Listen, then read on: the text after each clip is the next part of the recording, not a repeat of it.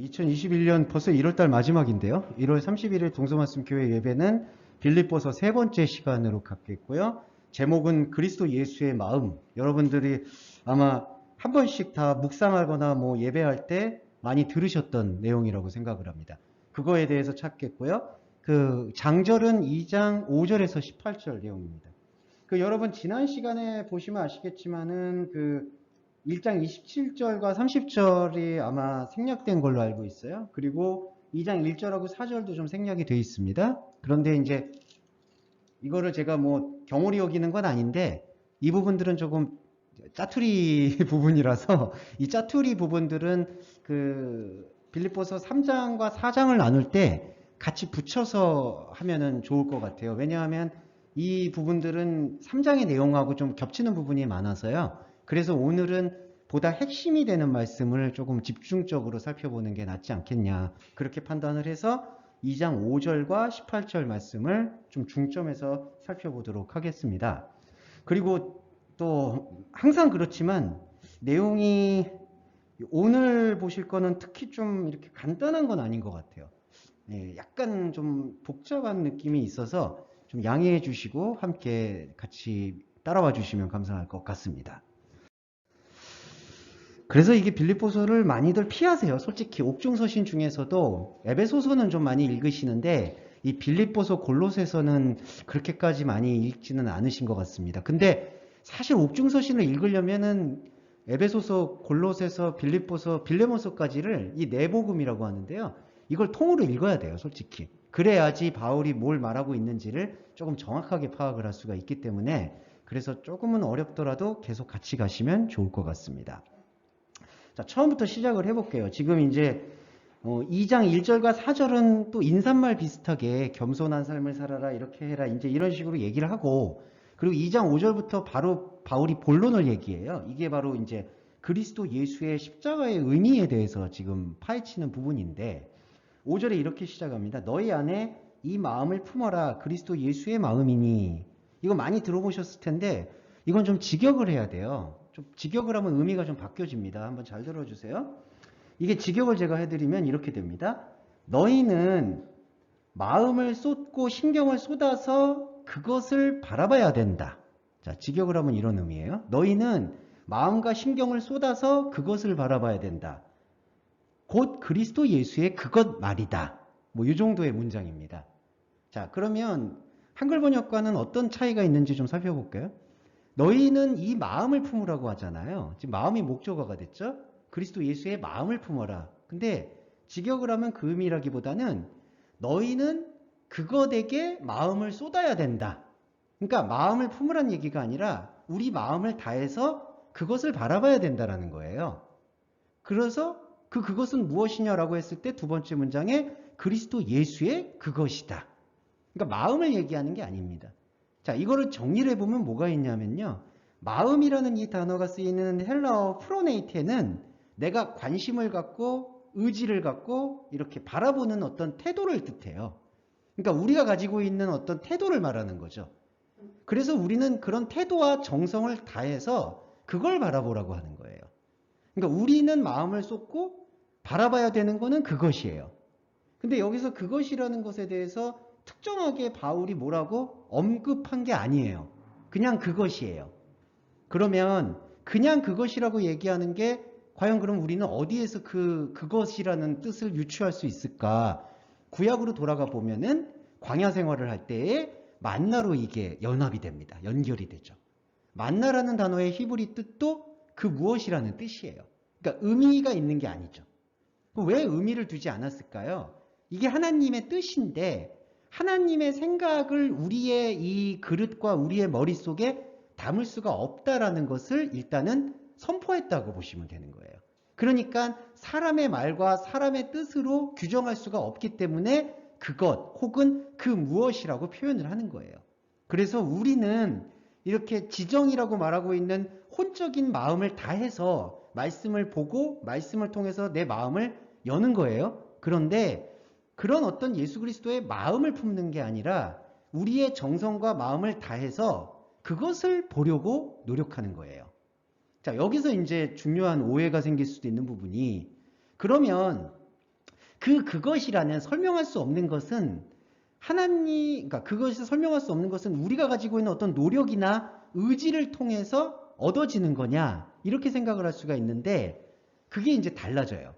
우리 인간의 말로 설명할 수 없는 그것이라는 것을 우리의 노력과 우리의 정성을 다해서 보게 되었을 때에는 그것이라는 하나님의 어떤 것을, 말씀이라는 그 어떤 것을 맛보게 되면 우리의 노력이나 우리의 의지라는 게 산산이 다 흩어지는 것을 경험하게 됩니다. 그게 이제 영적 경험이라고 할 수가 있는 거죠. 그러니까 나의 정성과 마음을 품어서 이걸 보니까 내 마음과 정성이 참 그래도 기특한 것이었구나 라고 생각하는 게 아니라, 내 마음과 정성을 다해서 그것을 보니까 내가 마음과 정성을 다했던 것은 사실상 하나님과는 아무 상관이 없는 것이었구나라는 것을 담대하게 깨닫게 되는 거예요. 그럼으로써 우리가 가지고 있는 이 선악과 생각이라고 할 수 있는 나의 노력과 공력이 그래도 어느 정도는 하나님한테 도달할 수 있지 않을까라는 그러한 생각과 기대를 꺾어낼 수가 있는 겁니다. 왜냐하면 여러분 아시겠지만 그러한 사람의 노력과 생각과 기대가 항상 하나님이 아닌 하나님처럼 되고자 하는 욕망과 묶여 있기 때문에 인간은 또 그 관점으로 말씀을 볼 수밖에 없는 그 속성을 갖고 있어요.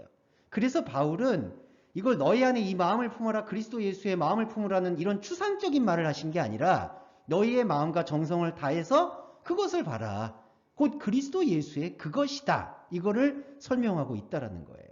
그래서 그것이라는 것을 우리가 말씀으로 보고 그 말씀이 우리 안에서 영적 경험으로 다가오게 되면 이런 모순을 견딜 수가 있는 거예요. 자, 사람은요, 마음과 정성을 다해서 뭔가를 이루어내거나 이루지 못해도 최소한 이루어내면은 내가 이걸 이뤘어라는 자부심이 있거나, 아니면 최소한 이루지 못했어도 뭐 진인사 대천명이라고 내가 그래도 노력 다 했으니까 그래도 이건 의미가 있는 거야, 이렇게 생각을 하려고 한다는 것이죠. 그런데 그리스도인은 그런 태도를 넘어서서 내 노력과 정성은 다하지만 결국에 하나님께서 내 안에서 생명을 받으시는 건 그 노력과 정성이 아니라 나에게 본래 있었던, 하나님의 관점에서는 본래 있었던 그 그리스도 예수의 그 무엇이라는 것을 우리가 깨닫게 된다는 거예요. 그 무엇. 그리고 여러분 아시겠지만 그 무엇으로 번역된 히브리어 만나는 결국 가나안 백성들에게, 가나안으로 가고자 하는 출애굽한 백성들의 인생을 책임졌습니다. 그때 40년이라는 시간은 여러분 그냥 숫자로 40년이 아니라 인생 시간이거든요. 그 인생 시간 동안 여호와께서는 백성들에게 만나를 먹이셨다는 거예요. 그 만나가 바로 영혼의 양식으로 볼 수 있고, 그 영혼의 양식은 그런데 인간의 생각과 말로는 설명할 수 없는 거예요. 그럼에도 불구하고 그 설명할 수 없는 것을 계속 보려고 하는 마음, 그게 우리한테 절대적으로 필요하다는 거죠. 그걸 바울이 지금 언급하고 있다. 자, 이렇게 이해를 하시면 될 것 같습니다. 그러면 제가 비판적으로 말씀드려서 죄송하지만 그리스도 예수의 마음을 품으라고 할 때 우리가 가지게 되는 적용점이나 설교의 방향과는 좀 달라야 돼요. 우리가 일반적으로 갖게 되는 적용점은 그리스도 예수의 성품이라든지 그리스도 예수의 온화함, 이런 부분을 그리스도 예수의 마음이라고 생각하는데, 우리는 그리스도 예수의 마음을 품는 게 아닙니다. 우리가 가지고 있는 정성을 다하지만 그리스도 예수에는 그 무엇을 찾아낼 수밖에 없어야 된다는 거예요. 그러니까 마음을 품는 게 아니라는 거죠. 자, 이 구분을 보시면서 6절로 넘어가면 왜 바울이 이런 얘기를 하는가에 대해서 정확한 이해가 좀 들어올 거라고 생각을 합니다. 자, 이제 잘 들어주세요. 자, 그는 근본 하나님의 본체라고 얘기를 합니다. 자, 본체라는 얘기가 뭘 포인데 이게 하나의 그 디자인, 모형, 부분이라는 뜻이에요. 자, 그런데 자, 근본이라는 게 그 뜻이죠. 하나님, 근본이라는 단어는 번역 성경에, 원어에 없는 거니까 죄송합니다. 그는 하나님의 본체, 본체가 원형, 모형이에요. 하나님이에요. 근데 아시겠지만 하나님은 모형이나 그런 게 필요가 없어요. 그러니까 여러분 여기서는 하나님의, 그리스도가 하나님의 본체라는 뜻을 하나님과 똑같다라는 걸 강조하는 게 아니라 하나님이 우리를 위해서 열어놓은 디자인한 모형을 말한다. 그거를 지금 강조한 거예요. 그는 하나님의 본체다.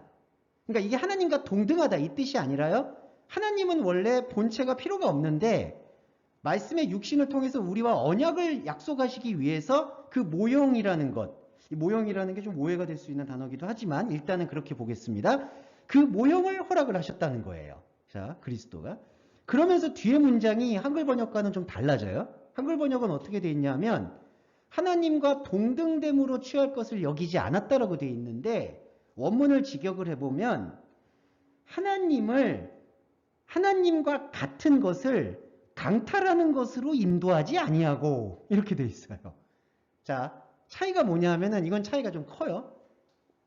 번역 성경은 하나님과 동등한 것으로 나는 여기지 않았다 이런 뜻이잖아요. 근데 원문은 뭐냐 하면 하나님과 같은 의미를 같은 것을 예수 그리스도가 하나님과 같다는 것을 사람들한테 강탈하거나 강압적으로 인도하지 않는다라는 뜻이에요. 자, 이거 이해해 보실까요? 그러면 자, 하나님의 보낸 예수 그리스도는 하나님이 우리에게 디자인해 주시는 우리가 하나님을 볼 수 있는 하나의 틀이 된 거예요.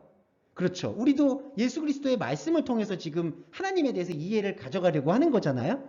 그런데 그 하나님에 대한 이해의 말이 우리가 길들여져 있는 강압하고 강탈하고 그리고 그냥 그저 쫓아가고 사람의 생각으로 딱 이렇게 픽스된다고 하죠. 사람의 생각으로 맞아떨어지는 그러한 것으로 인도되지 않는다라는 뜻이에요. 그러니까 하나님과 예수 그리스도는 같은데 그 예수 그리스도와 같다라는 이 생명의 일치가 사람이 생각하는 그냥 어떤 비유나 말이나 생각이나 그리고 강요하는 것으로 설명될 수 없다라는 뜻을 얘기하고 있다는 겁니다. 어렵죠.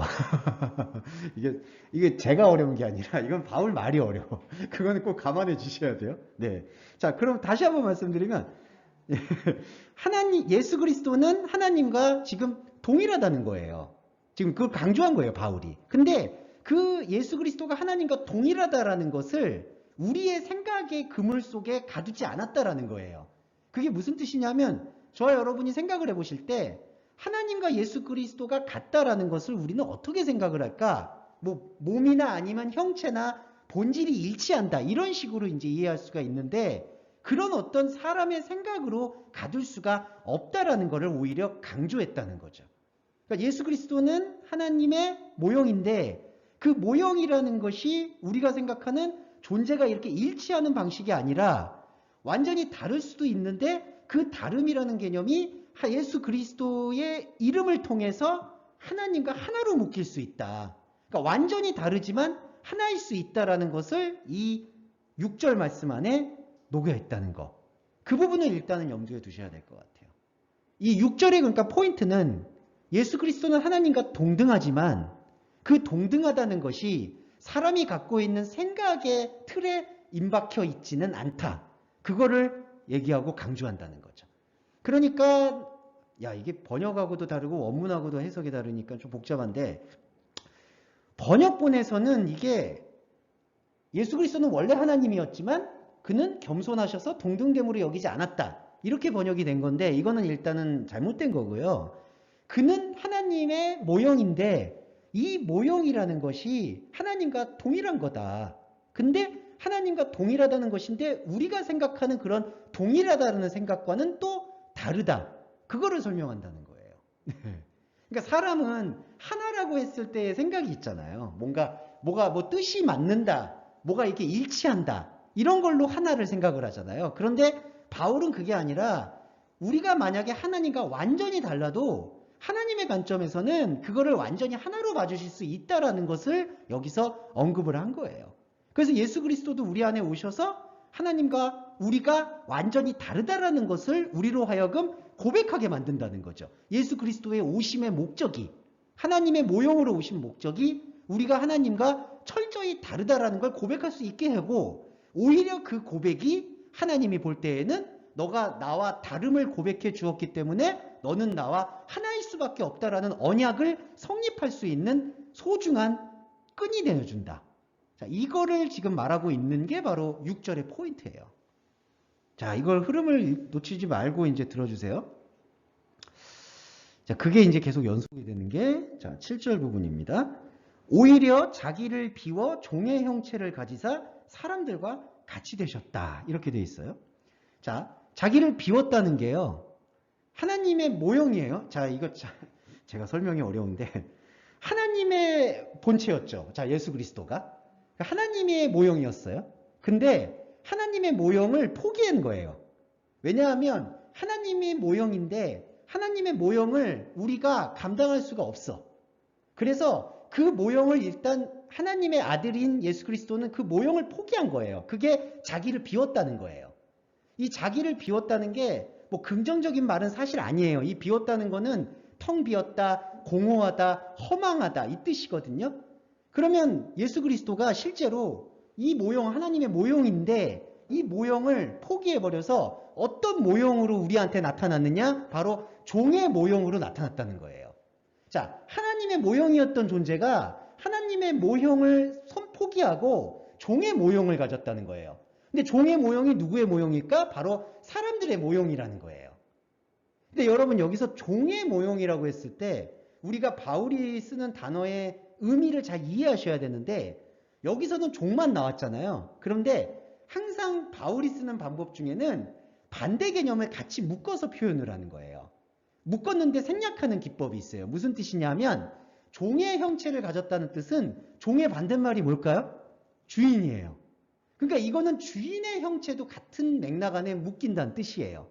왜냐? 자, 사람이 갖고 있는 모형이 뭐냐면 주인과 종의 모형이라는 거죠. 그러니까 사람이 가질 수 있는 생각은요. 종교적인 생각이든 세상적인 생각이든 내가 종이 되든 누가 주인이 되든 그러니까 내가 주인이 되든 종이 되든 안타깝지만 저와 여러분에도 관계에 있어서는 어떤 때에서 어떤 위치에서는 내가 주인이 되기도 하지만 또 어떤 위치에서는 종이 되기도 하죠. 이 사람의 모든 관계는 그렇게 다 단차가 나누어져 있어요. 혹시 내가 가정에서는 가장으로서 주인이 됐지만 내가 회사에 가서는 또 어떤 사람의 종이 될 수가 있는 거예요. 이때 시대의 배경에서의 종은 바로 그러한 단차, 차이를 말하는 겁니다. 그러니까 사람은 보고 배우고 활동하는 모든 것이 바로 종과 주인의 형체라는 거예요. 자, 예수 그리스도가 말씀이 육신이 됐다는 것의 놀라움은 바로 여기에 있는데 예수 그리스도가 이 땅에 오셔서 하나님의 형체를 드러낸 게 아니라요. 우리하고 똑같은 주인과 종의 형체로 나타났다는 거예요. 자, 이게 중요한 거예요. 왜냐하면 하나님의 그것은 하나님이 보내신 예수 그리스도의 그것은 하나님의 생각이에요, 여러분. 자, 그것이. 그런데 그 하나님의 생각을 가지고 하나님의 형체를 가지고 나타나면은 그게 그냥 스트레이트하게 직선적으로 표현이 되잖아요. 하나님의 생각, 하나님의 형체. 근데 그게 아니라 하나님의 생각 그 무엇을 가지고 사람의 생각, 종의 형체로 나타났다는 거예요. 그러면 여러분 여기서 어떤 괴리감이 나타나냐면은 우리는 지금 하나님의 형체가 없잖아요. 예수 그리스도는 하나님의 형체 모형이 있지만 우리는 종의 모형을 가졌잖아요. 그러니까 예수 그리스도가 왔던 그 하나님의 뜻이 우리가 가지고 있는 종의 형체로 인해서 철저하게 일그러질 수밖에 없다는 거예요. 자, 하나님의 형체를 가지고 하나님의 뜻을 풀면 형체가 있으니까 이 틀이 있으니까 이 틀 안에도 온전히 보존이 되죠. 근데 그게 아니라 아예 틀이 다른 인간의 종의 형체 안으로 하나님의 뜻이 들어오잖아요. 그럼 어떻게 될까요? 이 뜻이 종의 형체 안에 묶여버리는 거예요. 예수 그리스도가 오신 목적은 우리가 종의 형체를 가졌다라는 사실을 깨닫게 해주기 위해서 오셨다는 거예요. 우리한테 하나님의 형체를 주입하려고 한 게 아니라 너희가 아무리 하나님의 뜻을 생각하고 묵상하고 얘기한다 해도 이 종의 형체에서 전혀 벗어날 수가 없다라는 사실을 보여준 것이 바로 예수 그리스도 그 종의 형체를 가졌다는 뜻이죠. 이건 대단히 중요한 게 왜 그러냐면 이건 단순히 하나님과 같은 존재였지만 종의 형체가 돼서 자기를 낮췄다 이런 맥락을 얘기하는 게 아니라 사람이 아무리 하나님의 뜻과 생각을 묵상한다고 해도 종의 형체라는 디자인 안에서 다 오염될 수밖에 없다라는 그 철저한 죄의 고백을 인간으로 하여금 이끌어내게끔 하는 유일함이 예수 그리스도라는 거죠. 그러니까 우리가 예수 그리스도 외에는 구원이 없다라는 의미는 바로 여기에서 의미가 있는 거예요. 그분이 우리한테 하나님의 형체를 제시해 준 게 아니라 종의 형체 안으로 들어와서 당신의 뜻, 곧 하나님의 뜻을 풀어주었다는 거죠. 그러면 여러분 이 참혹함이 뭐냐면 예수 그리스도가 오셨어요. 오셔서 진리를 얘기를 해요. 근데 성경 말씀 안에 그 진리가 진리로 온전히 담긴 게 아니라 그 하나님의 진리가 인간의 생각과 틀에 의해서 어떻게 오염되고 왜곡되었는지를 고발하는 의미가 성경이라는 거예요. 이거 이해되시죠? 그러니까 진리가 온전하게 나한테 이렇게 딱 들어왔다 이 얘기가 아니라 그 진리의 말씀을 들었을 때 내가 가지고 있는 틀이 얼마나 하나님과 달랐는가를 깨닫는 것 그 이상도 이하도 아닌 게 성경 말씀이라는 거예요. 그게 십자가 복음이다. 이렇게 표현을 묵상하시면 될 것 같아요. 자, 이거를 부연 설명을 하는 게 자, 8절이에요. 여기서는 사람의 모양이라고 표현됐죠. 이 모양이라는 단어가 제가 여기 지금 헬라어 적어놓은데 스케마티라는 단어입니다. 스케마티라는 이 단어의 뜻은 행실, 태도, 습관, 말 이런 뜻을 좀 총칭하고 있어요. 자, 이게 무슨 뜻이냐? 자, 7절에서의 연결 지점인데 예수 그리스도는 사람이 갖고 있는 행동과 행실을 그대로 보여주는 거예요. 이걸 어떻게 이해하셔야 되냐면은 자, 이런 게 이제 중요한 건데 자, 자기를 낮췄다는 게 우리의 차원으로 이제 설명을 한다는 뜻이에요. 일단은 그러면 만약에 저의 입장으로 보면은 예수 그리스도가 저 안에 들어와서 하시는 역할이 뭐냐 하면 제가 하고 있는 말과 행동과 태도가 무엇인지를 알게 해준다는 거예요. 자, 예수 그리스도가 오셔서 나의 행동과 말과 행실을 폭로해 주지 않으면 내가 하나님과 다르다라는 그 근본적인 영적 깨달음을 얻을 수가 없어요. 그러니까 나는 그냥 말하고 행동하고 행실하는 것 뿐이에요. 그런데 예수 그리스도가 오셔서 자, 이런 원리예요. 예수 그리스도가 말씀으로 오신 다음에 자, 이거 이해해 주세요. 이렇게 오셔서 여기로 나와요. 그래서 거울처럼 마치 내가 하고 있는 말과 행동을 이렇게 내가 보게끔 만들어요. 그러면은 뭐가 드러날까요? 내가 했던 사람의 모양이라는 말과 행동과 습관이 예수 그리스도라는 거울을 통해서 그대로 드러나는 거예요. 그러면은 뭐가 깨달아지느냐? 예수 그리스도는 하나님의 뜻을 갖고 있잖아요.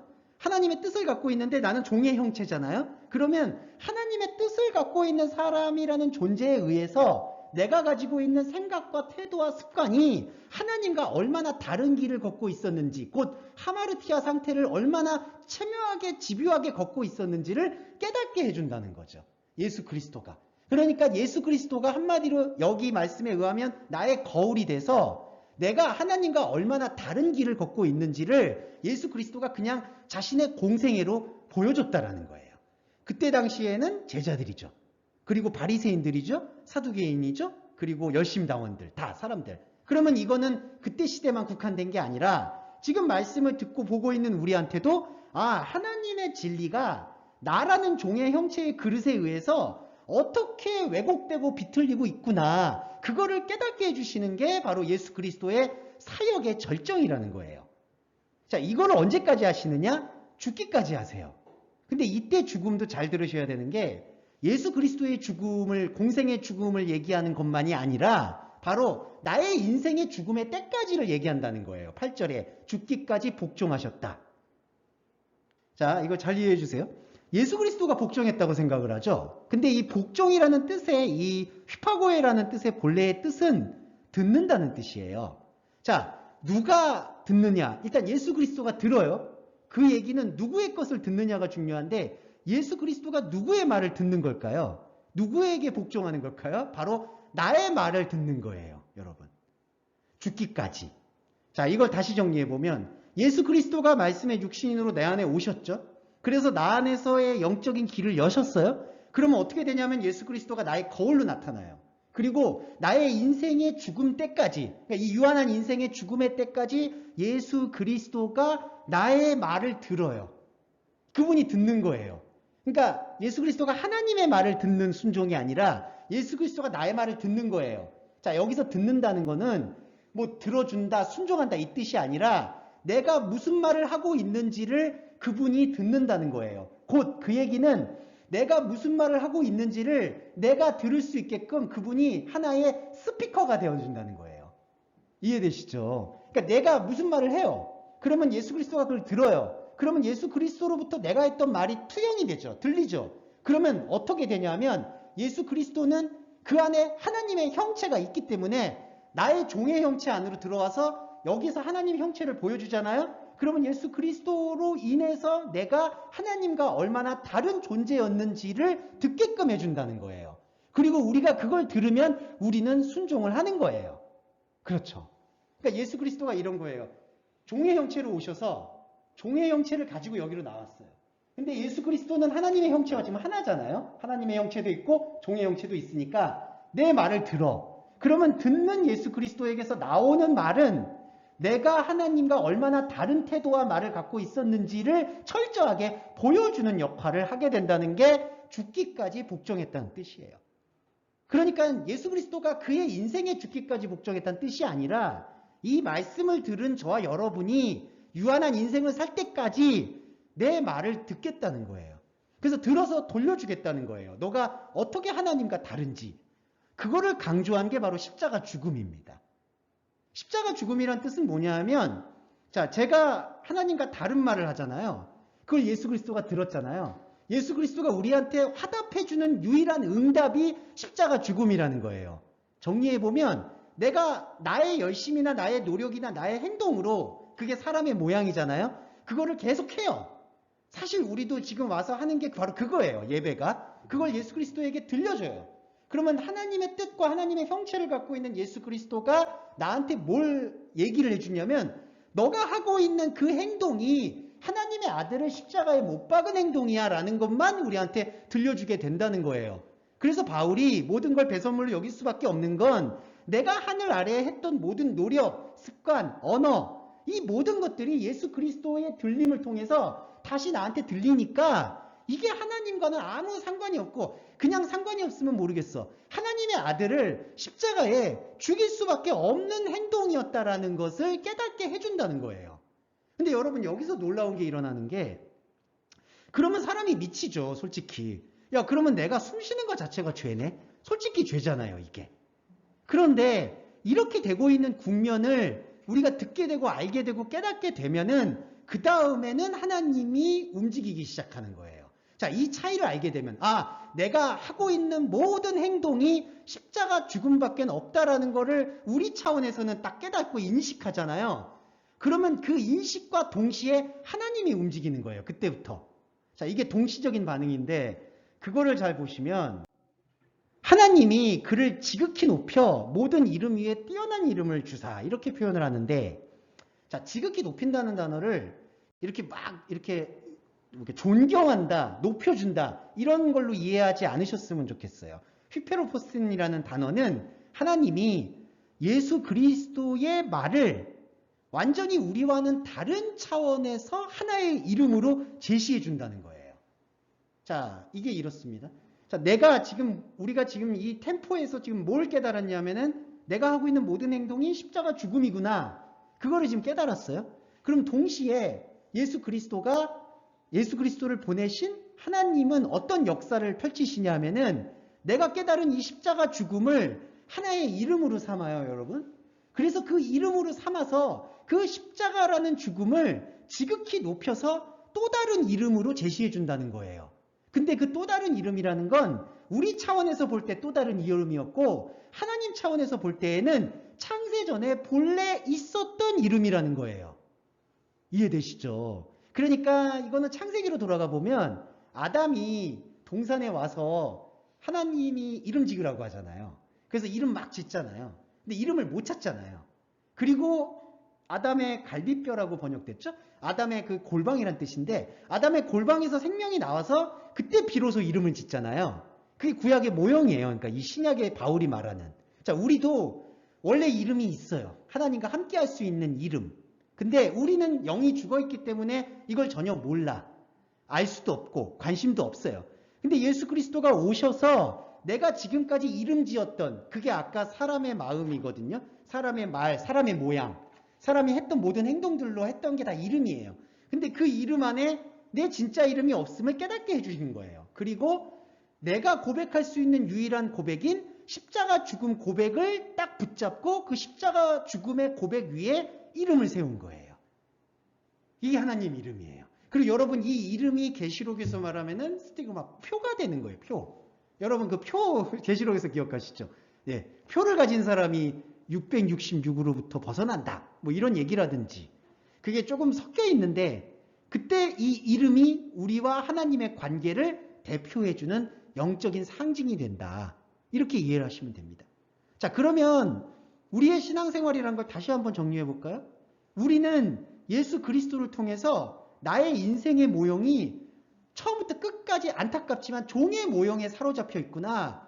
이 종의 모형 안에는 아무리 깊은 종교심이 있어도, 아무리 탁월한 머리가 있어도, 아무리 뭔가 노력하는 선행이 있어도 이게 하나님의 영광과는 아무 상관이 없구나라는 것을 깨닫게 되고, 오히려 내가 뭘 하면 할수록 하나님의 아들을 죽일 수밖에 없구나. 사실 그리스도인은 거기 안에서 미쳐버려야 돼요. 아예 전율을 해야 돼요. 내가 하고 있는 찬양, 내가 하고 있는 헌금, 내가 하고 있는 행위가 어떻게 하나님의 아들을 죽이고 있는지를 그 참혹함을 보여주는 게 성경이에요. 그러면 내 안에서는 십자가 죽음밖에는 고백이 안 되는 거예요. 그 고백도 낭만적인 고백이 아니에요. 내가 뭘 해도 하나님 아들을 못 박을 수밖에 없구나. 거기 안에서 사람은 완전히 감정적이든 오성적이든 사실상 무력감을 선포해야 돼요. 정말 아무것도 할 수 없습니다. 라고 했을 때 그때 그 십자가 죽음이라는 그 무력감을 가지고 하나님께서는 이름을 삼아 주신다는 거예요. 너의 그 무력한 고백이 우리 안에서는 생명이 될 수밖에 없구나. 자, 그 무력하며 어떻게 10절을 다 무릎을 꿇리냐. 하늘에 있는 자들과 땅에 있는 자들과 땅 아래에 있는 자들. 그러니까 여러분, 하늘과 땅 아래라는 게 잘 보시면 바울의 순서거든요. 순차적인 거예요. 먼저 하늘, 땅 아래. 자, 그러면 이거를 순차적으로 엮은 바울의 의도가 뭐냐? 아까 종의 형체하고 같다고 보시면 돼요. 이것도 하나의 계급이라고 보시면 돼요.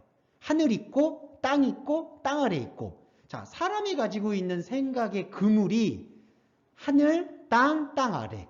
그러니까 이거를 높낮이로 본다는 거죠. 하늘이면은 내가 가장 추구하는 제일 좋아하는 거. 땅이면은 현실적인 거. 땅 아래면은 죽어 있는 것, 신경 안 써도 되는 것. 사람의 생각의 단차예요, 이게 여러분. 그런데 이 사람의 생각의 단차라고 할 수 있는 이 종의 형체에서 나오는 모든 무릎이 바로 예수의 이름에 꿇게 된다는 거죠. 예수의 이름이 꿇게 된다는 건 이 하늘과 땅 아래에 있는 모든 말과 생각들이 무력해진다라는 것을 얘기하는 거예요. 그러니까 이 무릎을 꿇게 한다는 게 이거를 다 정복해가지고 사용한다 이 뜻이 아니라 이 하늘과 땅 아래에 있는 모든 것이 예수의 이름이라는 게 예수의 이름이 우리의 이름이에요. 십자가 죽음을 고백한 우리의 이름 안에서 의미가 없어진다는 뜻이 바로 무릎이 꿇게 된다는 뜻이 되는 겁니다.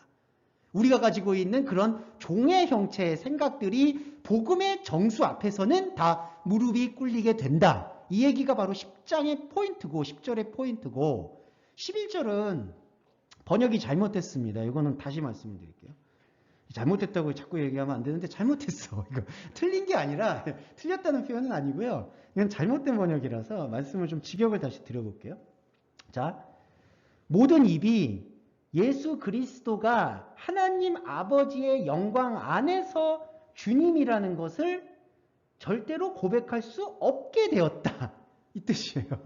말이 참 이상하죠. 근데 원문을 우리가 그대로 풀어야 돼요, 이게. 자, 모든 입이라는 게 이 글로사라는 게 뭐냐 하면은 모든 혀라고 이렇게 표현되는 거는 그 심층적, 그러니까 깊이 있는 메시지가 아니라 내가 낼 수 있는 모든 생각과 말들이라는 거를 상징해요. 모든 입. 그러니까 아까 제가 말씀드렸던 내가 하고 있는 모든 입과 생각이 십자가 죽음이라고 말씀드렸던 그 입이에요.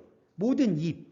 자, 하늘에 있는 것과 땅에 있고 땅 아래에 있는, 그러니까 사람이 생각했던 종의 형체에서의 말들이 모든 게 바로 11절의 모든 입이고요. 모든 입은 이 예수 그리스도를 경험을 하면 하나님 아버지의 생각 안으로 들어가요. 자, 예수 그리스도가 하나님 아버지의 영광 안으로 들어간다는 건 하나님 아버지를 생각하는 우리의 생각 안으로 예수 그리스도가 들어온다는 얘기죠. 자, 그렇죠? 그러면 하나님의 영광 안으로 예수 그리스도가 들어가면 주님이라고 시인할 수가 있냐 없냐? 시인을 못한다는 거예요. 여기서 시인이라는 단어 잘 풀어드릴게요. 이게 엑소몰로케사이타라이라는 동사인데 이 단어의 원형은 호몰로게오예요, 여러분. 호몰로게오는 좋은 뜻이에요. 그러니까 호몰로게오는 말씀과 같은 걸 말한다는 뜻이에요. 고백이란 뜻이에요. 근데 여기 앞에 지금 합성어로 전치사 엑소가 붙었거든요.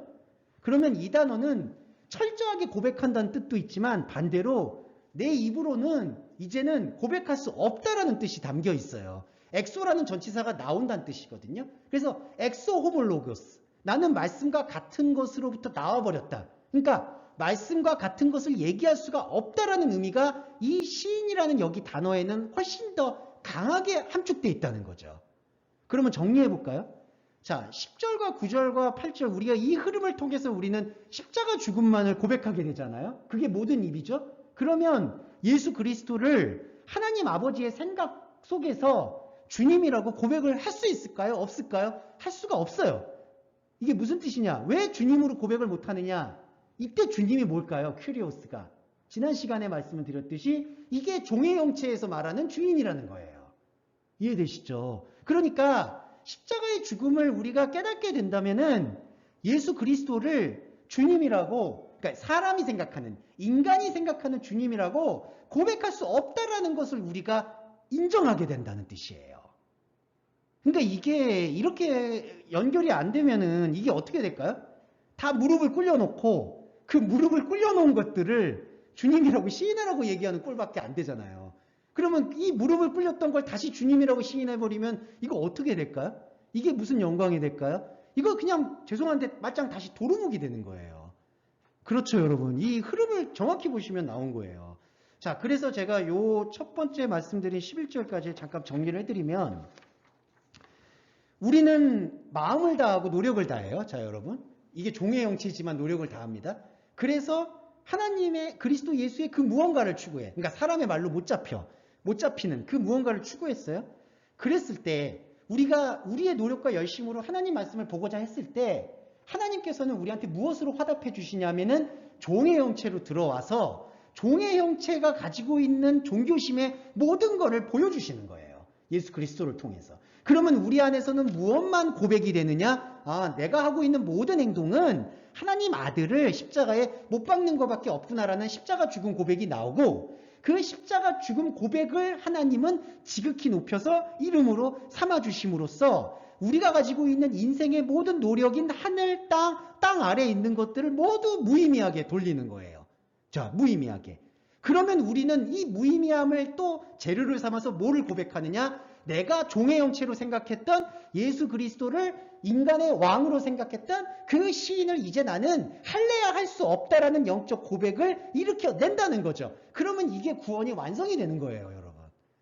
근데 여기서 스텝이 하나라도 꼬이면요, 어떻게 될까요? 이거 완전히 엉키는 거예요. 그래서 바울이 이 서신을 쓸 때는 제가 봤을 때는 지우고 또 지우고 그런 흔적이 느껴져요. 아, 이거 이렇게 쓰면 또 오해가 되겠다. 이렇게 쓰면 그 정교함을 우리가 같이 따라갈 필요가 절대적으로 있다. 이렇게 생각을 합니다.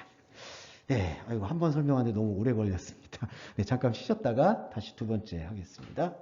항상 제가 죄송합니다. 이 시간을 못 맞춰서. 네. 근데 여기 우리 지금 기종 목사님과 박효수 목사님 계셔서 산 증인이신데 우리가 여기 말고 사당동에 있을 때에는 꽤 오래 했던 기억이 있어요. 그렇죠? 그때는 장소가 좁아가지고 이렇게 다닥다닥 앉으니까 뭐 주무실 수도 없어. 계속 이렇게 막 보면서 뭐라 그러니까 제가 그래서 지금은 많이 좋아졌다. 뭐 이런 말씀을 드리고 싶어서요. 조금만 더 하는 거 이해해 주시면 감사할 것 같습니다. 자, 12절에서 이제 나오는데 자, 이런 기법들은 잘 이해해 주시면 좋겠어요. 사랑하는 자들아 이렇게 얘기하는 게 바울의 이기심이 아니라 지금 바울이 편지를 쓰면서 자기 자신한테 전달한다고 생각하시면 돼요. 그러니까 여러분들도 이 복음을 읽을 때는 누구한테 이거를 전달해 줄까 이거를 먼저 생각하지 마시고 지금 내가 나한테 전달하고 있다라고 생각하는 게 우선순위가 돼야 된다. 그러니까 누구 비판하고 판단하는 게 우선순위가 될 필요도 없고요. 그리고 누가 아직도 저것도 모르네 이렇게 생각하실 이유도 없고 그냥 내가 나한테 지금 계속 들려줘야 되는 거예요. 그래야지 그게 흘러가서 하나님의 섭리에 의해서 다른 사람들에게도 이제 의미 있는 복음이 될 수 있습니다. 사랑하는 자들아. 그러면서 나 있을 때뿐 아니라 나 없을 때라고 얘기하는데 오늘 할 얘기가 조금 많아서 오늘 다 할 수 있을지 모르겠는데 그래도 좀 이렇게 풀면서 갈게요. 그래도 그냥 뭉뚱그려서 말씀드리면 안 되기 때문에 그래서 오늘 다 못하면 조금 다음 주에 이어서 이렇게 하도록 하겠습니다.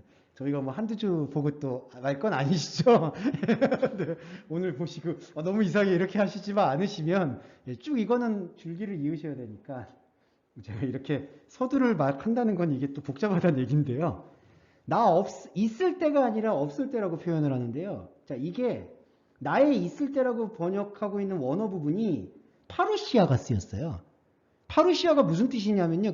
임재한다, 재림한다라는 때 쓰는 단어입니다. 그래서 이게 논쟁이 많아요, 사실은. 왜 바울이 나의 있을 때라는 표현을 파루시아라고 썼냐. 바울이 무슨 메시아냐. 여기서 그냥 여기 번역할 때는 그냥 나 있을 때 그냥 편하게 썼잖아요. 근데 여기서 빌립보서에서는 이 단어를 파루시아라는 단어를 썼어요. 근데 그 단어는 사실은 그냥 쉽게 쓸 수 있는 단어가 아니죠. 예를 들면 만약에 제가 집사님에게 왔습니다. 이렇게 표현하면 되잖아요. 근데 바울이 지금 여기 빌립보서는 뭐라고 썼냐면 제가 재림했습니다. 이렇게 표현을 한 거예요. 그러니까 이게 모소리가 좀 의아한 거죠. 근데 여기서 바울이 나의 재림, 나의 임재라고 표현한 건 무엇일까요? 이건 바울 자신이 임재했다는 뜻이라기보다는 바울 안에서 지금 사랑이라고 고백이 되잖아요. 고백하고 있는 그 말씀이 나한테 임재했다는 뜻이에요. 그러니까 바울이 임재했다는 뜻이 아니라 바울 안에 들어오고 있는 이 말씀, 그러니까 바울에게 들어오는 그 말씀이 임재했다. 이렇게 표현하는 거예요. 자, 그러면서 임재하고 있는 내가 있죠. 자, 이거 잘 들어주세요. 자, 여러분도 마찬가지죠. 저도 임재되어져 있는 내가 있어요. 말씀으로. 근데 나 없을 때라고 얘기하는 거는 이 임재의 감각이 전혀 느껴지지 않는 나도 있다는 거예요. 임재하고 있는 내가 있으면 그 임재를 전혀 깨닫지 못하고 있는 내가 있어요. 자, 이게 다른 나죠. 그러면 이 다른 나들은 어떻게 이 움직임이 생기느냐? 바로 두렵고 떨림이 일어나요. 자, 이게 이제 신앙생활에 있어서 제일 중요한 부분인데, 자, 여러분도 우리가 이 시간을 통해서 지금 이것도 임재 경험이라고 표현할 수가 있습니다. 저런 어떤 은사 경험이 아니라 하나님의 말씀이 지금 우리가 이 스토리를 통해서 풀리잖아요. 그게 내 안에 주님의 말씀이 임재했다. 이렇게 표현해요. 근데 임재하고 있는 내가 있는데 아까도 거울 비유처럼 전혀 임재와 상관없는 내가 이제 보이기 시작하는 거예요. 자, 아까 예수님이 나한테 오셔서 내 모습을 보여주셨잖아요. 자, 그러면 여기 예수님 있고 내가 있는데 내가 나의 십자가 죽음을 봤어요. 그러면 이게 나만 보이는 게 아니라 이렇게만 보이는 게 아니라 내가 보니까 내 눈에서 또 다른 내가 이제 보이는 거예요. 그러니까 여기가 예수님이었죠? 나였죠? 이렇게 봤죠? 그럼 여기가 이제 예수님 위치가 돼요. 그러면서 여기가 또 보여요. 그럼 이 존재들은 어떻게 되느냐? 이 존재가 바로 두렵고 떨림이 일어나는 거예요. 뭐냐면 의미나 내용은 알 수가 없는데 이것도 나고 이것도 나이기 때문에 이 임재한 나에 의해서 이 겉피고 외피적인 두려움이 생기기 시작하면서 떨림이라는 게 뭐냐 하면 지진 아시죠, 여러분? 이 땅이 흔들린다는 얘기는 내가 지금까지 그냥 잘 당연한 것처럼 알고 있었던, 당연한 것처럼 느끼고 있었던 이 바닥이 흔들리는 경험을 한다는 게 떨림이에요. 그러니까 이 다른 나는 두렵고 떨림으로 구원을 계속해서 고백하게 되는 거예요. 자, 그러면 이렇게 두렵고 떨리는 나를 예수 그리스도를 통해서 고백한 내가 어떻게 할까요? 흡수하게 되는 거예요. 나의 파루시아 안으로. 그러면 두렵고 떨렸던 이 존재가 구원을 갖고 들어오고 또 이렇게 들어와서 또 다른 나를 보는 거예요. 그러니까 여러분 이게 점점 하나님 나라의 확장인데 이 내가 파루시아를 경험한 내가 파루시아를 경험하지 못한 나에게 두렵고 떨림을 메시지를 주는 거예요. 내가 그렇다면 지금까지 알고 있던 건 뭐지? 그럼 나는 뭐지? 나는 어떻게 되는 거지? 그 질문을 갖고 있는 나를 또 다른 하나님의 예수 그리스도의 말씀에 공급을 받아서 끌어당기는 거예요. 이게 구원을 이루는 과정이에요. 그러면 이 두렵고 떨림에 내가 들어오죠? 그러면 또 다른 내가 또 보이겠죠? 그럼 또 다른 나를 끌고 들어오는 거예요. 자, 이러면 또 하나 말씀드리면 이러면 이제 진짜 나 안에 다른 나가 일어나잖아요. 그러면 나라는 존재는 집사님이나 저는 또 사회적 관계고 관계가 있기 때문에 이게 나한테 계속 전달이 되잖아요. 그럼 이건 필연적으로 나의 가족이라든지 나와 상관하고 있는 사람들한테도 이게 연결이 되는 거예요, 여러분. 그게 바로 너와 내 집이 구원을 이루는 그 넓은 과정이라고 생각하시면 됩니다. 이게 바로 복종하고 두렵고 떨림. 복종은 듣는 거죠? 들음으로써 두렵고 떨림이 일어나요. 근데 이제 요거 좀 말씀드릴게요. 무슨 에너지 얘기하는 것 좀 죄송한데, 자, 두렵고 떨리죠, 여기가. 근데 여기가 내가 이제 파르시아를 경험했죠. 근데 이게 내가 지금 종의 형체를 갖고 있는 사람이잖아요. 그러니까 나는 감정과 내가 지금까지 알아왔던 인생의 시스템이 있어요. 그러니까 파르시아를 경험했다 하더라도 나도 여기가 지금 떨릴 수가 있잖아요, 여러분. 그러면 여기가 지금 다른 나가 떨렸죠? 그럼 다른 나가 떨리면은 그 사람이 다른 나가 가만히 있지 않겠죠? 야, 떨리는 거 멈춰봐. 나한테 주문을 주겠죠? 그럼 설득이 만약에 안 되면 어떻게 될까요? 이 파르시아가 날아가는 거예요. 네. 그래서 영적 전쟁이라고 표현하는 게 무엇이냐면은 이 파르시아를 경험한 게 사람의 말이나 감정으로 바로 와닿지도 않고 사람이 인정해 주는 것도 없고 뭔가 공감해 주는 것도 없으니까 이게 상당히 외롭고 고독한 거예요. 이 파르시아가. 바울도 그랬고요. 그러니까 설득이 안 되는 거예요. 다른 나들. 외롭지 말아야 돼. 그냥 아유 좋은 게 좋은 걸로 가. 이런 말들이 훨씬 더 영향력이 센 거예요. 그리고 외부적으로 초자연적으로 막 은사 나타나고 뭐 나타나고 그리고 사람들 많이 가니까 야 저렇게 사람들 많이 가는데 저거 거짓말 하겠어? 그리고 거기 목사님은 거짓말인 거 모르고 막 진심으로 쏟아내는데 그게 다 이렇게 연합이 돼 버리죠. 뭉뚱그려지죠. 그러면 두렵고 떨려서 그 두렵고 떨림을 그냥 아유 그만 복잡해. 그리고 그냥 자중하려고 이 파루시아를 잃어버리는 경우가 안타깝지만 허다하다는 거예요. 바울이 볼 때 그 당시에도 그게 얼마나 많이 눈에 보이는지 계속 그 얘기를 하거든요. 그러니까 두렵고 떨림으로 이루라는 얘기는요. 두렵고 떨려서 그걸 안정시키라는 얘기가 아니라 그게 맞다. 그 두렵고 떨리는 거를 그래도 인정하고 받아들일 태도가 있는 게 바로 사랑하는 자들의 태도고 바울이 근데 확신하는 건 이 파루시아가 우리 안에서 분명한 영적인 역사로 흐르고 있다는 것을 바울은 확신했다고 느껴요. 너희 안에 행하시는 이가 하나님이다. 13절에 바로 그 표현을 합니다. 너희 안에 행하시는 이. 그러니까 내 안에 파루시아는 나의 종의 형체에서 나온 게 아니었다. 이거는 하나님의 뜻이 하나님의 형체를 통해서 지금 이게 틈입이라고 하죠. 막 파고드는 거예요. 돌파하고 있다. 왜냐하면 여러분 이 임재라는 뜻, 강림한다, 재림한다는 뜻이 그냥 이렇게 내려온다는 뜻이 아니라 다 깨부수면서 내려오는 거거든요. 그러니까 돌파라는 거 아시죠? 이게 못을 박을 때도 여러분 이렇게 그냥 대못이 있고 스크류처럼 이렇게 박는 게 있잖아요. 이 파루시아라는 게 우리가 가지고 있었던 다른 여러 가지 종의 형체를 완전히 다 긁어서 내려온다라고 생각하시면 되는 거예요. 이 파루시아. 그러니까 그 파루시아의 동력은 바울의 고백에 의하면 종의 형체가 아니라 하나님의 뜻이라는 거죠. 그래서 여기 너희 안에서 행하시는 이는 하나님이라는 거예요. 그럼 우리는 뭘 해야 될까요? 진리의 예배에 계속 노출만 시키시면 돼요. 근데 말은 쉽지 노출만이라고 이렇게 말씀드리는 게 참 저도 좀 송구스러운 게 이 노출하는 게 쉬운 게 아니시죠. 여러분 아실 거예요. 이렇게 됐는데도 우리가 갖고 있는 그 두렵고 떨림을 잠잠케 하려는 그걸 말씀으로 소비하려는 욕망은 집요합니다. 진짜. 신앙생활을 오히려 오래 할수록 더 집요해요. 이게. 아 그래도 이게 뭐가 있어야 되지 않을까? 뭐가 있어야 되지 않을까? 그런 것들을 잠잠히 하실 수 있는 가능성은 바로 13절에 행하시는 이가 하나님이다. 이렇게 언급할 수 있겠고요. 모든 일을 원망과 시비가 없이 해라. 이렇게 얘기를 합니다. 여기서 원망과 시비라는 것도 참 번역이 아쉬운 번역 중에 하나예요. 원망이라는 단어는요.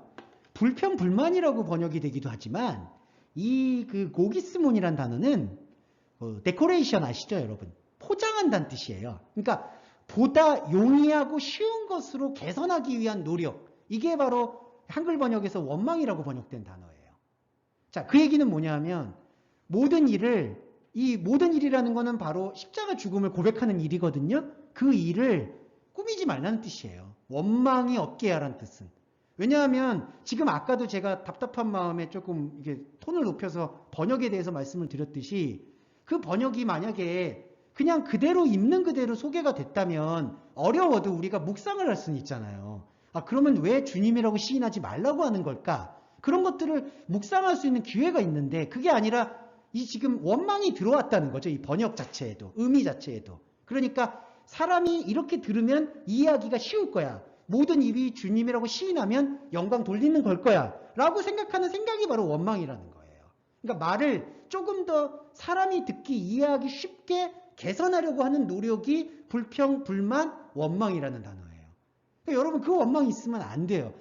창세기 출애굽기 잠깐 얘기하면 그 40년 광야에서 백성들이 원망 불평한다고 나오죠. 그게 그 태도예요. 그러니까 막 입이 대빨 나와서 뭐 이런 게 아니라 더 하나님을 열심히 믿기 위해서 오히려 그들의 생각 안에서는 더 개선을 하려고 하는 것들이 하나님이 볼 때에는 왜 너는 있는 그대로 있는 이 십자가 죽음을 고백할 생각을 안 하고 거기다 뭔가를 덧붙이려고 하느냐라는 게 바로 원망이라는 뜻이에요. 그리고 시비는 또 뭘까요? 이거는 말씀을 소유하려는 행동이에요. 디아로고스거든요.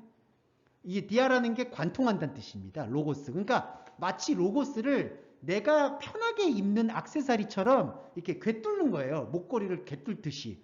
그러니까 시비라는 것도 이걸 왜 시비라고 번역했는지도 제가 잘 모르겠는데 디아로고스를 그렇게 번역하면 이거는 그럼 뭘까요? 이 번역의 뜻은 그러니까 그냥 조용히 이렇게 신앙생활 해라 이런 뜻일까요? 원망과 시비가 없이 해라?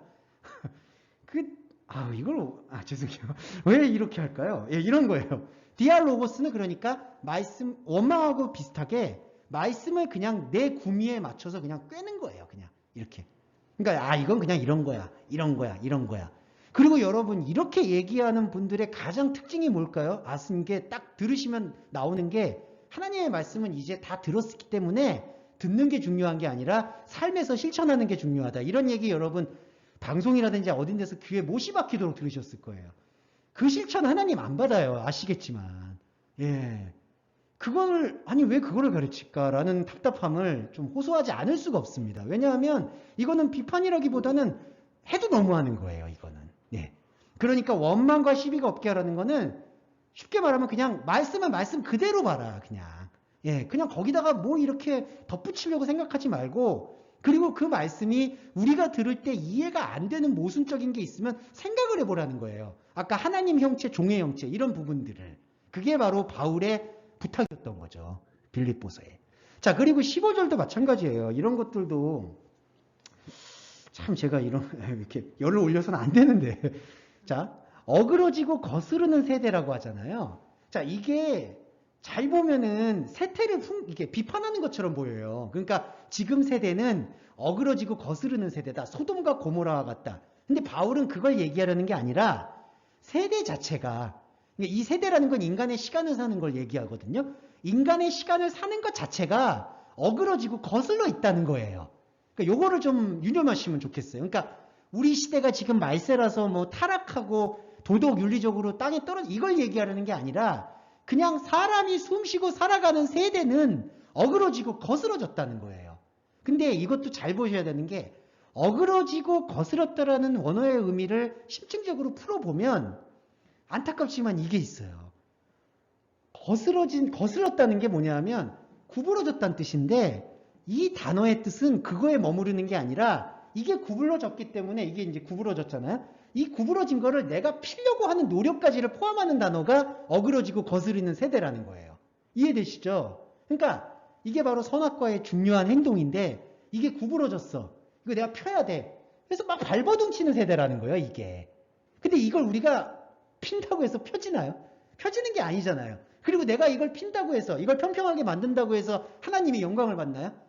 평평해지면 또 다른 구부러짐이 눈에 보이겠죠? 그러니까 어그러지고 거스러지는 세대는 도덕 윤리적으로 세태가 떨어진 이런 세대가 아니라 세대 자체가 이미 인간의 노력으로 이 구부러진 거를 피려고 발버둥 치는 욕망체라는 거예요, 이게. 그러니까 이 욕망체가 세대예요. 이 세대는 동서고금을 막론하고 모든 것이 다 해당되는 거예요. 그러면 하나님의 흠없는 자녀가 다시 해석이 돼야 되죠. 자, 우리가 잘못 생각하게 되면 아까 구부러졌다라고 하잖아요, 세대가.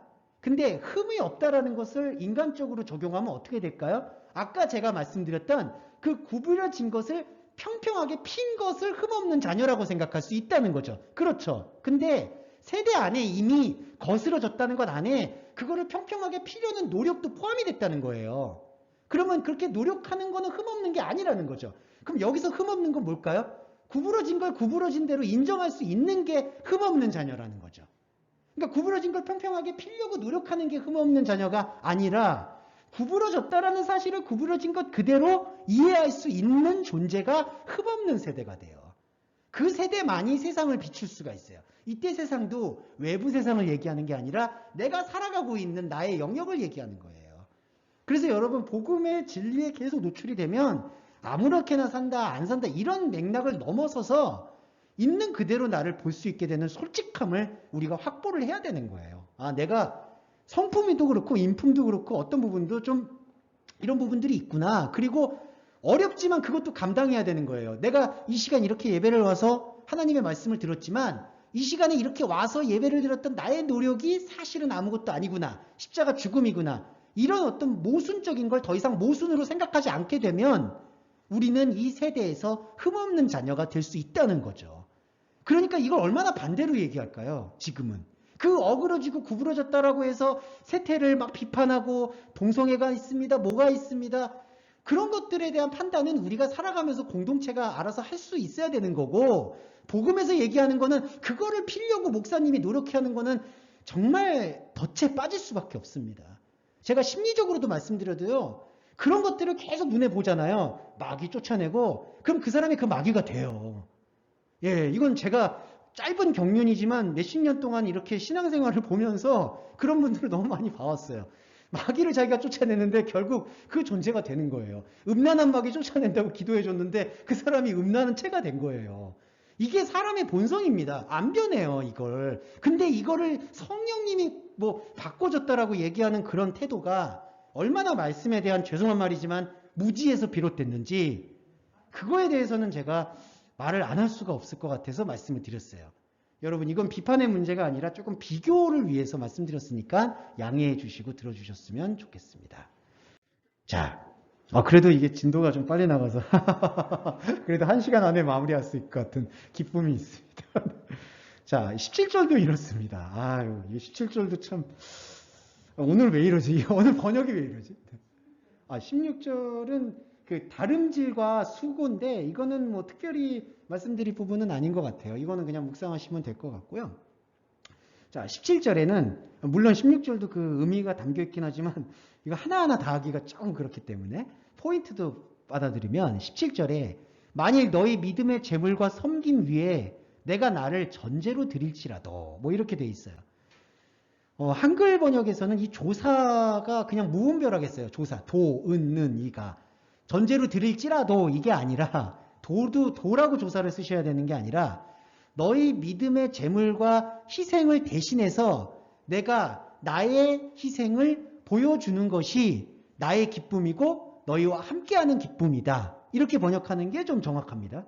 자, 잘 이해해 주세요. 너희의 믿음의 재물과 희생에 대신해서 일단 위에라는 단어라기보다는 휘페르 대신해서 내가 나를 희생제물로 보여준다라고 얘기해요. 자, 이 얘기는 바울이 어떤 것을 지금 깨달았느냐. 저번에 십자가 복음에 대해서도 잠깐 얘기를 드렸지만 내가 어떠한 죄를 지어서 그 죄를 희생제물을 통해서 이렇게 대가로 전환시키려는 예수 그리스도의 희생제사가 그게 아니잖아요. 예수 그리스도의 희생제사 지난번에 한번 말씀드려서 아시겠지만 내가 잘못 죄를 알고 있음을 알려준다는 거죠. 그러니까 사람은 내가 구약의 제사가 내가 이만큼 죄를 짓고 있어. 이 죄를 사함받으려면 제사를 지내야 돼. 근데 예수님이 오셔서 그 제사를 대신하셨어 라고 생각하는데 예수님의 제사는 그게 아니라 너가 생각하고 있는 죄는 이 죄가 아니라 이 죄다. 이거를 보여주시는 게 예수님의 희생제사거든요. 그러니까 그분이 우리 죄를 인정해서 그 대가를 지불하고 제물을 한 게 아니라 그 대가를 지불한 게 아니라 그렇게 죄를 짓고 있다는 그 빚을 지고 있다는 생각이 잘못됐다. 그거를 지적한 게 예수 그리스도의 희생제사예요. 그래서 바울이 내가 너희의 재물과 희생을 대신해서 내 희생을 드린다라는 것이 기쁨이라는 그 내용은 바울이 생각하는 희생제사가 지금 방금 전에 제가 말씀드렸던 그 희생제사의 개념이라는 거죠. 그렇다면 지금 빌립보 교인들을 바울이 예상하건대 바울 자신이 생각하는 희생제사로 생각하지 않는 그 종교적인 관습이 남아있다라는 거예요. 너희 믿음의 재물과 희생이라는 게. 왜냐하면 너희 믿음의 재물과 희생을 휘페르 대신한다라고 지금 말하고 있거든요. 그러니까 너희들의 바울의 이 완곡한 표현은 이거예요. 빌립보 교인들의 충성함과 신실함은 내가 알고 나도 감사한다 이 뜻이에요. 그런데 그 충성과 신실함을 이제는 전환을 해주길 바란다는 뜻이 여기에 담겨 있어요. 그러니까 당신들의 믿음의 재물과 섬김, 바울이 그거를 경멸하거나 무시하지는 않아요. 그런 마음과 우리도 마찬가지죠. 아까 제가 비판에서는 또 그렇지만은 우리 안에 종교심은 있어야 되는 거죠. 그런데 그 종교심을 대신하는 것이 바로 복음이라는 거예요. 그 종교심의 재료를 가지고 와서 보니까 이 제단에서 예물을 드리는 게 중요한 게 아니라 내 이웃이라고 펼쳐져 있는 복음을 모르는 나와 화해를 하는 게 중요한 거였구나. 그런 산상수훈의 말씀을 깨닫듯이 바울의 희생제사를 우리가 이해하는 게 바로 바울이 말하는 기쁨이라는 거죠. 그리고 아시겠지만 이 기쁨이라는 것은 감정적 기쁨을 넘어서서 하나님을 만나는 그 상태입니다. 그러니까 여러분 이게 가장 큰 축복이잖아요. 내가 하나님을 만나고 있다. 여러분 제가 단언컨대 지금 하나님을 경험하는 거예요. 이거는. 그러니까 저의 해설이나 소개 때문에 경험된 게 아니라 말씀이 원망과 시비 없이 그대로 들려질 때 하나님의 현존, 파루시아가 여러분의 지금 중심에 있다는 거죠. 그러면 우리와 저와 여러분의 의무는 이제 뭘까요? 나의 다른 나들에게 이것을 두렵고 떨림으로 전달해주면서 흡수하도록 하는 그 클러스터라고 하죠. 그 중심의 자력, 그거를 키우는 거예요, 여러분. 그래서 바울이 이제 그런 부분을 장성한 자의 분량이라고 설명을 하고 있습니다. 네. 한 말씀만 드리면 바울의 서신이 제일 오해가 많아요. 그러니까 일단은 이 번역의 아쉬움은 첫 번째 키워드고, 번역이 이제 원문을 보시는 분들도 꽤 계시니까 번역을 하신다 하더라도 그 의미를 자기가 그냥 이렇게 끼워놓은 어떤 틀이 있잖아요. 혹시 뭐 예수가 죽고 그리스도가 된다라는 어떤 이론이라든지 뭐 어떤 자기가 생각하는 큰 이론들이 있거든요. 그 이론에다가 또 바울의 이런 말들을 끼워 맞추는 경우도 좀 허다해요. 그럴 경우에는 안타깝게도 원어를 본다고 하더라도 조금은 함정에 빠질 수가 있습니다. 바울의 서신은 그렇기 때문에 조금 어려운 부분이 있지만 계속해서 우리가 이거를 파헤쳐 나갈 때 우리 안에 진짜 그리스도의 생명만 남게 되는, 저와 여러분의 목적이라고 얘기하면 그렇지만 진짜 딱 하나는 그거 하나여야 되잖아요. 우리가 인생을 살면서 사실은 하나님 믿어서 천국 가자는 게 투박하지만 정말 본질인데, 진짜 천국을 가려면, 아니면 천국을 경험하려면은 이 말씀에 대한 바른 치우침 없는 집중력은 저는 절대적으로 필요하다고 생각합니다. 그래서 어려운 여건이고 환경인 거 다 알겠지만 그럼에도 불구하고 말씀에 대한 끈을 놓지 마셨으면 하는 당부, 그거는 꼭 이해해 주셨으면 좋겠습니다.